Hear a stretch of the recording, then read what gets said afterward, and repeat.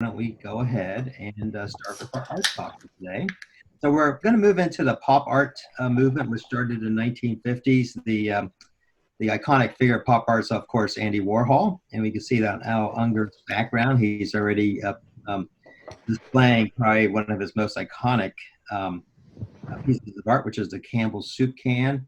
Andy Warhol's kind of taken what has been banal to our lives, like Brillo pads and soup cans, and has made it art. It's also kind of become very much of a business for Andy Warhol. He had an entire staff that assisted him with his art. So we're moving away from fine art to pop art. So let me hand it over to Sarah.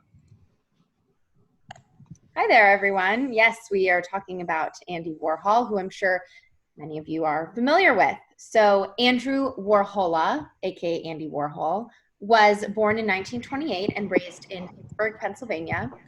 He was born to working class parents who immigrated to the US from Austria-Hungary. And actually at the age of 8, Warhol contracted chorea, which is a rare disease of the nervous system that made him bedridden for many months. And while he was sick in bed, his mother, herself a skillful artist, gave him his first drawing lessons. As well, while he was bedridden, he listened to the radio and collected pictures of movie stars. And this is, he later described this period as really important in the development of his personality, his skill set, his preferences, his taste. He went on to receive a Bachelor's of Fine Arts in 1949 from Carnegie Mellon, and then moved to New York City, where he began a job at Glamour magazine and later grew in popularity for his avant-garde commercial art. As AJ mentioned, Warhol was a leading figure in pop art, and he often explores the relationship between artistic expression, advertising, and celebrity culture that flourished in the 1950s, 1960s. His works span a variety of media, including painting, silk screening, photography, film, and sculpture. So let's look at a few of his iconic works. So this, I'm sure many of you are familiar with, are his Campbell's soup cans. It's arguably one of his most iconic pieces in his career, and it's what really brought him recognition. This was in 1962. He made 32 different, what he called portraits of soup for the 32 different varieties that Campbell sold at the time. And when he was asked why he chose this subject and in this style, he replied, quote, "I used to have the same lunch every day for 20 years, I guess, the same thing over and over again." Warhol actually used a multi-step process to paint this. He traced the can in pencil, the shape of the can, and then would paint the label by hand. He would then use a light projector to superimpose the lettering onto the canvas and then trace it to make sure that each one was uniform. And it's quite remarkable that this is done by hand. And maybe it's just my millennial brain that immediately goes to, technology. But when you look at it, it looks like it could be a graphic design made by a computer because it's so uniform. I really love these images. This next one is, of course, Marilyn Monroe. This particular one was done in 1967. It's a silkscreen print. And this is just one of the color schemes that he did of her. There are about 15 different versions of her portrait that he published altogether in 1967. And we can see his signature style of using different layers of color. He would actually use 5 screens. One would carry the photographic image and the other 4 were to layer the color. And it's interesting because when I was younger, I guess I associated pop art with Andy Warhol, but I always thought pop meant pops of color, not pops or popular culture that he used in his works. And as I mentioned, he did many varieties of Marilyn Monroe. This other one is called Marilyn Diptych, and this was done in 1962. So this was before the previous one I just showed. This was the year of her death. And here is what Warhol had to say, quote, "In August 62, I started doing silk screens. I wanted something stronger that gave more of an assembly line effect. With silk screening, you pick a photograph, blow it up, transfer it in glue onto silk, and then roll ink across it so the ink goes through the silk but not through the glue. That way you get the same image, slightly different every time. It was all so simple, quick, and chancy. I was thrilled with it.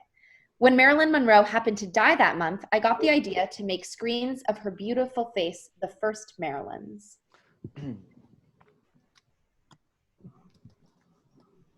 This next one is maybe slightly less known to the public. These were his Rorschach ink blots that he did in 1984, so much later in his career. They were his commentary. I find this really interesting. They were his commentary on what art could be. He invented his own ink blots, achieved by painting one side of the canvas and then folding it vertically to imprint the other half. And Warhol actually didn't know that the Rorschach ink blots were a set of images that, doctors would give to patients and they would have to decipher what it looked like to them. He thought that the patient drew the ink blot and gave it to the doctor for the doctor to interpret. So he created his own ink blots.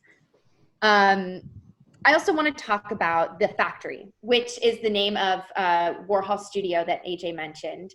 And it had 3 different locations in New York throughout the course of his career.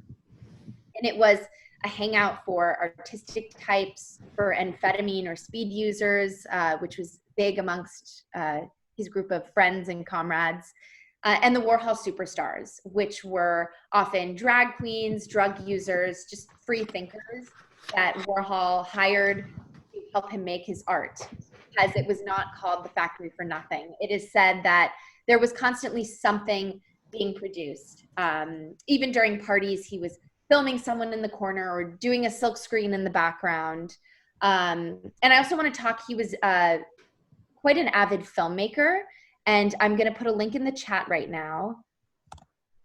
This is a YouTube video that talks about one of his films titled The Chelsea Girls in 1966. And it was his most commercially successful film. And it's not available to view in full, but I attached the link, and it's of the curator of MoMA talking about piecing the film together to put it up at an exhibition. And it essentially just documents the women of the Chelsea Hotel, and he was known for showing lots of sex and drug use in his films. So take a look at that if you guys have a second. It's not too long of a video. And in 1968, so if we go back to the 60s, Warhol was actually, some people don't know this, he was actually shot by a friend of his. Her name is Valerie Solanas. She was a friend at the time who ran in his friend group, and she pressured him to produce a play of hers that he didn't really want to. So he said no, and she was a little bit upset about that. She then asked for his help promoting a manifesto that she wrote. It kind of fell through. She had a terrible grudge against him, and in 1968 just went up to his factory and shot him, and actually another art dealer that was with him at the time. It didn't kill him, but when doctors arrived, they officially pronounced him dead at first, but were able to revive him. But he lived with complications for the rest of his life and eventually died in 1987 because of it. But, overall, Warhol and his work have been just massively influential to our sense of pop culture, counterculture, advertising, and just, what we think of as modern art. Thank you. Thank you, Sarah. What an amazing story. It must have been an incredible time in New York City back then. About the same time when there was essentially the rise of the Madison Avenue advertising agency, right? So it must have been a very vibrant time, but what a character, huh? Definitely. Yeah. Your art talks, by the way, are actually very popular. I can't tell you how many requests we get every week from our associates in terms of artists they would like to see us highlighted. So. Oh, wow. I'm glad to hear that.